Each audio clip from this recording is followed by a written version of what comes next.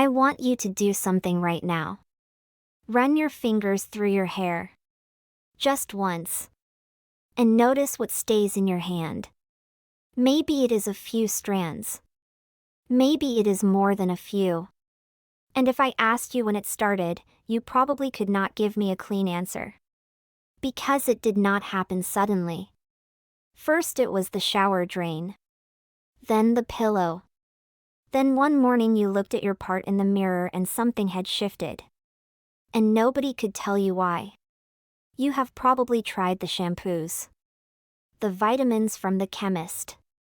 You have read articles that gave you 5 different answers and left you more confused than before. Maybe a doctor checked your bloods, told you everything looked fine, and sent you home. And your hair kept falling. Here is what I need you to understand. Hair loss in women is not random. It is not vanity. And in the vast majority of cases, it is not inevitable. Your body does not shed something as biologically costly as hair without a reason. Every strand is a signal. The question is whether anyone has ever helped you read it. Today I am going to change that. I am a registered nutritionist specializing in women's hormonal and metabolic health. And in years of working with women on this exact problem, one thing keeps proving true. The women who keep losing hair are almost never missing just one thing. They are missing the right information. I am going to walk you through 5 specific, research-supported nutritional causes of hair loss in women.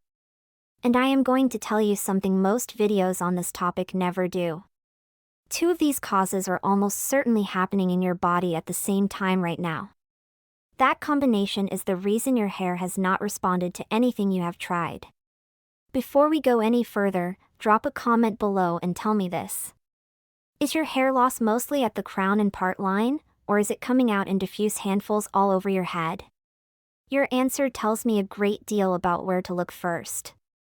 Right crown or all over? I read every comment. Now, let us start with the biology most women have never been told. Because without it, none of the 5 causes will make sense. Your hair follicles are among the most metabolically demanding structures in your body.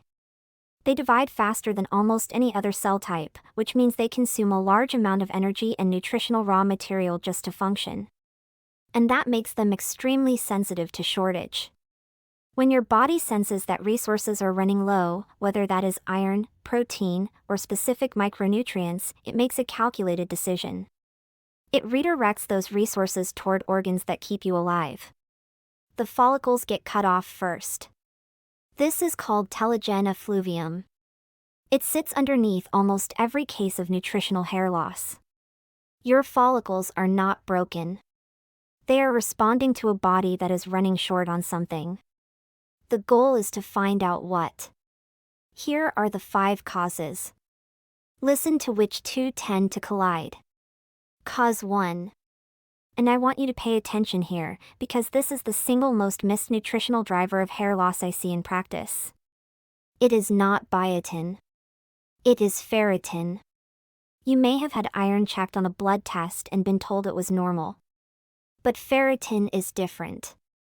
Ferritin is the protein your body uses to store iron. Your hair follicles run on stored iron. Not circulating iron. Not hemoglobin. Ferritin. A woman can have completely normal hemoglobin, normal red blood cells, no anemia by any standard measure, and still have ferritin so low her follicles are running on fumes.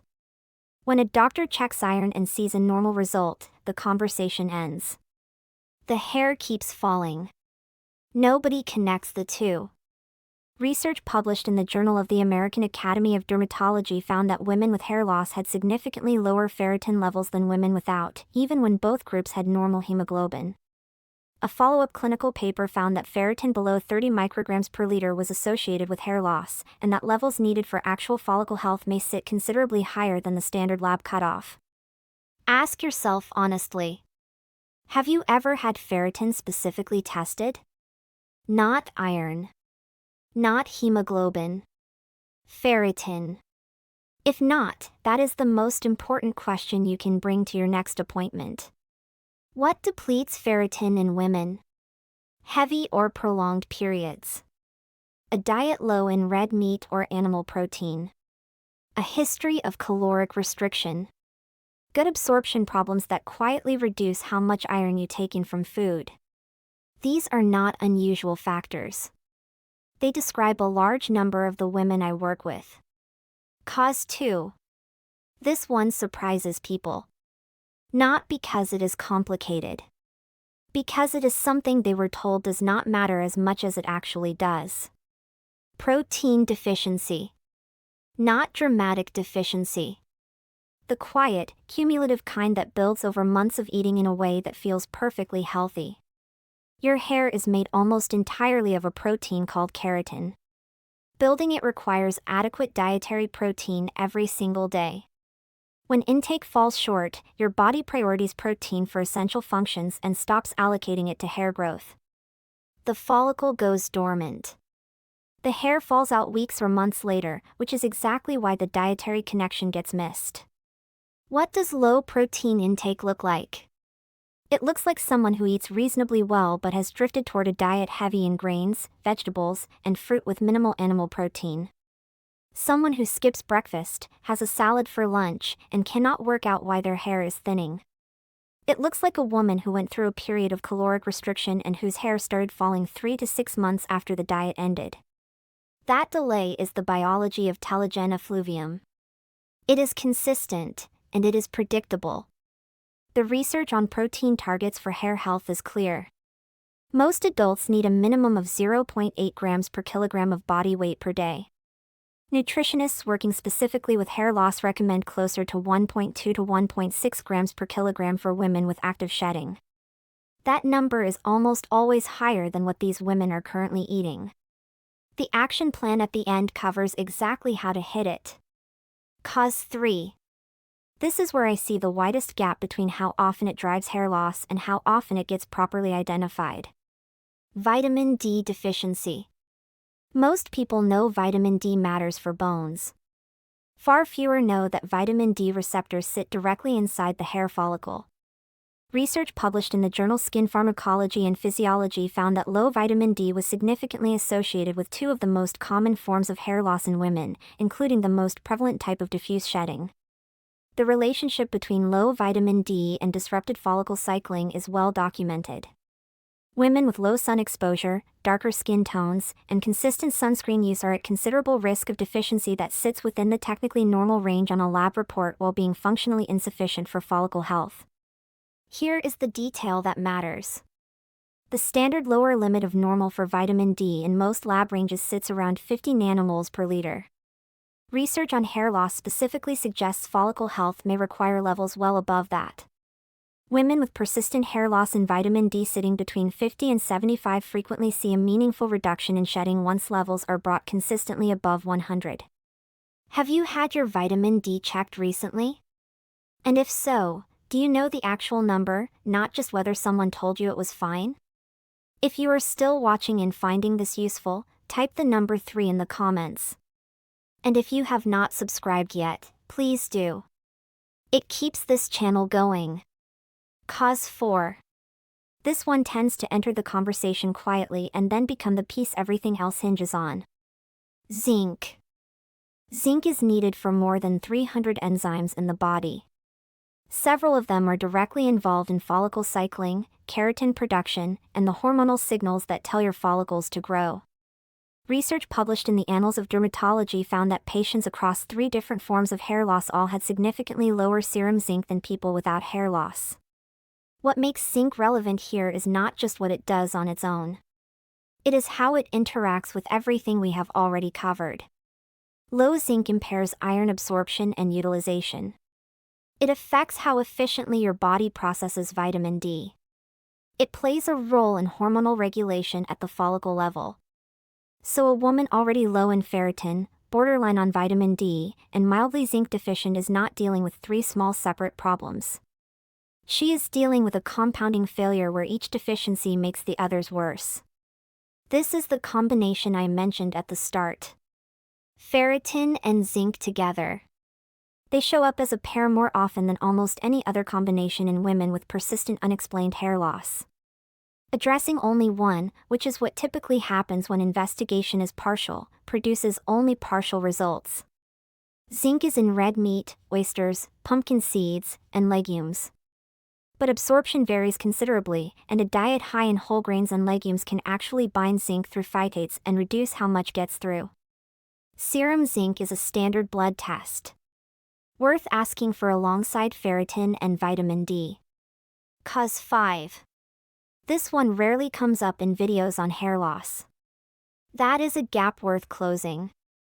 For a significant proportion of women, the root cause is not a single nutrient deficiency. It is chronic blood sugar instability. And the mechanism is more direct than most people expect. When blood sugar spikes repeatedly throughout the day, for refined carbohydrates, skipped meals, or a diet low in fiber and protein, the body releases insulin each time. With repeated spikes over time, cells begin resisting the signal. The body produces more insulin to compensate. And chronically high insulin has a specific effect on women's hormonal balance that most women have never been told. Elevated insulin stimulates the ovaries to produce androgens, including testosterone. And elevated androgens in women have a well-documented effect on the scalp follicle. They cause miniaturization of the follicle. Thinner hair, shorter growth cycles, progressive thinning. This is the mechanism behind androgenic hair loss, the most common form of female pattern thinning. A 2022 study in the journal Nutrients found a significant link between insulin resistance markers and hair loss severity in women, with no formal PCOS diagnosis required. You do not need a polycystic ovary diagnosis for blood sugar instability to be driving your hair loss through this pathway. The dietary fix is practical. Protein at every meal. Fiber-rich vegetables. Fewer refined carbohydrates. Consistent meal timing. These changes reduce the insulin-androgen cycle without requiring dramatic restriction. Before the action plan, something important. Everything covered today is nutritional and metabolic, and it accounts for the majority of what I see. But hair loss can also point to thyroid dysfunction, autoimmune conditions, or other medical issues that require proper diagnosis. Do not self-manage indefinitely. If your hair loss is rapid, if it is patchy rather than diffuse, or if it comes with fatigue, unexplained weight change, or skin changes, bring those to your doctor. Ask specifically for ferritin, serum zinc, vitamin D as 25OH, a full thyroid panel including free T3, and if appropriate, a fasting insulin test. Write those down. You are entitled to those numbers. The action plan. Get the right tests first. Ask for ferritin, serum zinc, vitamin D, full thyroid panel, and fasting insulin. These 5 together give a picture a standard blood test does not. If your doctor is dismissive, bring the list in writing. Hit your protein target deliberately. Take your weight in kilograms and aim for 1.2 grams of protein per kilogram each day. Spread it across 3 meals. Breakfast is where most women fall short. Eggs, Greek yogurt, smoked salmon, cottage cheese. Start there and build from it. If ferritin comes back low, work with your doctor or nutritionist on a supplementation plan. Iron supplement forms vary significantly in absorption. Take vitamin C alongside iron, it improves uptake. Avoid iron at the same time as coffee, calcium, or a high-fiber meal. Stabilize blood sugar through meal structure. Eat protein alongside carbohydrates rather than carbohydrates alone. Do not skip breakfast. Aim for 3 consistent meals rather than long gaps or grazing. These structural changes reduce insulin spiking without requiring caloric restriction. If vitamin D comes back below 75, discuss supplementation with your doctor. A daily dose of 1,000 to 2,000 IU is safe for most people, but your actual level should guide the dose. If you eat little red meat or shellfish, a zinc supplement of 15 to 25 milligrams with food is reasonable. Do not exceed that without guidance as high doses interfere with copper absorption over time. On biotin. It is in almost every hair supplement on the market. The research supporting biotin for hair loss is limited to people with an actual biotin deficiency, which is genuinely rare. If ferritin, zinc, protein, and vitamin D are all addressed and hair is still not responding, biotin is almost certainly not the missing piece. Spending years on biotin while underlying deficiencies stay unaddressed is exactly why so many women feel like nothing works. Here is what matters from today. The hair you are losing has a reason. Probably more than one. And the reason it has not responded to anything you have tried is almost certainly because the actual cause was never properly identified. Ferritin too low to fuel the follicle. Protein that has quietly drifted below what the body needs to build hair. Vitamin D within the lab's normal range but not within the range your follicles need. Zinc deficiency blocking absorption and compounding everything else. Blood sugar instability driving an androgen response that works against the follicle directly. None of these require you to accept progressive hair loss as something that just happens. Each one is measurable. Each one has a practical response. And none of the first steps require a prescription or a specialist. They require the right tests, the right targets, and the understanding that your hair loss is a signal worth taking seriously. Subscribe and turn notifications on. Coming soon is a video specifically on the ferritin and zinc combination, why they appear together so consistently, and the exact dietary approach I use in practice to address both at once. You will not want to miss that one. If this helped you today, share it with one woman you know who has been quietly dealing with this. That costs nothing. And it might be the first time she has had this properly explained. Before you go, tell me in the comments which of the 5 surprised you most. And how long have you been dealing with this? I read every comment. Your experience matters here.